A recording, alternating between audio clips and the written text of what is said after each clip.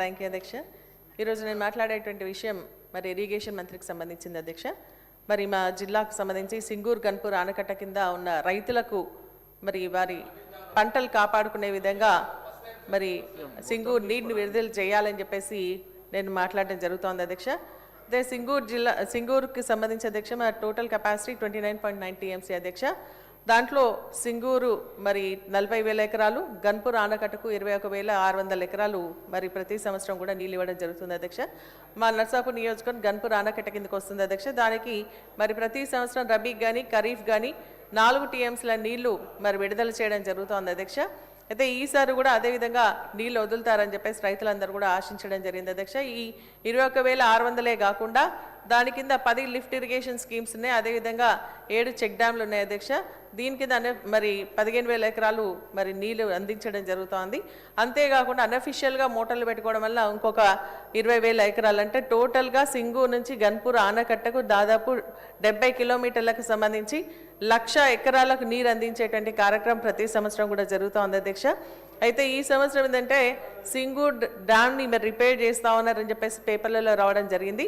దాన్ని చూసుకొని రైతులందరూ కూడా మాకు నీళ్ళు వస్తుందా లేదా అని చెప్పేసి మరి మమ్మల్ని అడిగితే మేము కూడా కలెక్టర్ గారికి అనేక సార్లు మరి ఫోన్లో మాట్లాడితే మాకు ప్రభుత్వం నుంచి ఎటువంటి ఆదేశాలు రాలేదు అని చెప్పేసి చెప్పడం జరిగింది. దాంతో సీజన్ కాగానే రైతులందరూ కూడా పంట వేసుకోవడం జరిగింది అధ్యక్ష. పంట వేసుకున్న తర్వాత రైతులు మళ్ళీ collector irrigation board advisory meeting పెట్టి క్రాప్ హాలిడేని డిక్లేర్ చేయడం జరిగింది అధ్యక్ష. మేము అదే అడిగినాం, మిమ్మల్ని 10 సార్లు మేము అడుగుతా ఉంటే మాకు ప్రభుత్వం నుంచి ఎటువంటి ఆదేశం రాలేదన్నారు. ఒకవేళ మీరు నిజంగా చేయాలని అనుకుంటే క్రాప్ హాలిడే డిక్లేర్ చేయాలని అనుకుంటే మరి రైతుల కంపెన్సేషన్ ఇవ్వండి అని చెప్పేసి అడగడం జరిగింది అధ్యక్ష. కానీ ఆ రోజు కాపర్ డ్యామ్ కూడా కట్టుకోవడానికి అవకాశం ఉందని చెప్పేసి ఇరిగేషన్ ఎక్స్పర్ట్స్ కూడా చెప్పడం జరిగింది అధ్యక్ష. కానీ అదంతా లేకుండా మరి ఉట్టిని క్రాప్ హాలిడే అని చెప్పేసి డిక్లేర్ చేయడం వల్ల ఈరోజు రైతులు ఏంటంటే దాంట్లో ఉన్నటువంటి 16 TMCల నీళ్లను రిపేర్ పేరు మీద 8 TMCల నీళ్లను వృధాగా వదిలేయడం జరిగింది అధ్యక్ష. అయితే దాన్ని కూడా రైతులు కాపాడుకుంటూ మరి పంటలు వేసుకోవడం జరిగింది. ఇప్పుడు ఉన్నటువంటి పరిస్థితుల అధ్యక్ష దాదాపు 1,00,000 ఎకరాల్లో వరి పంట ఉంది, పొట్టకొచ్చే దశలో ఉన్నాయి. ఇంకొక తడి అంటే 0.3 TMC ఆఫ్ వాటర్ ఇస్తే మరి రైతులు కాపాడుకోవడానికి అవకాశం ఉంటుంది. కాబట్టి ఆ పంటలను కూడా మరి చేతికొచ్చేటువంటి అవకాశం ఉంది. అందుకని ఈ స్టాండింగ్ క్రాప్ని కాపాడుకోవడానికి 0.3 TMC ఇవ్వాలి అని చెప్పేసి నేను గౌరవ మంత్రి గారిని కూడా మాట్లాడడం జరిగింది. గౌరవ మంత్రి గారు ఏఎన్సీ గారికి చెప్పడం జరిగింది. కానీ ఇక్కడ ఏంటంటే మన హైదరాబాద్ మెట్రో వాటర్ వర్క్స్ వాళ్ళు ఆబ్జెక్షన్ చెప్పడం జరుగుతుంది అధ్యక్ష. వారికి సంబంధించి మనం చూసుకున్నట్టయితే మరి మంజీరా బ్యారేజ్ని 2.6 TMC, మరి అదేవిధంగా సింగూర్ ఫేజ్ 3-4 నుంచి ఒక 4 TMCలు అంటే మొత్తం 6.6 TMCs డ్రింకింగ్ వాటర్కి ఇవ్వాలి. ఆల్రెడీ 4 TMCలు వాళ్ళు తీసేసుకోవడం జరిగింది.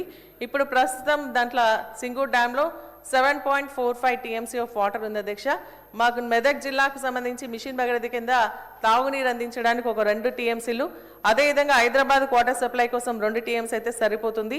కాబట్టి 7 TMCలు ఉన్నాయి. డెడ్ స్టోరేజ్ ఏమో 0.8 TMC.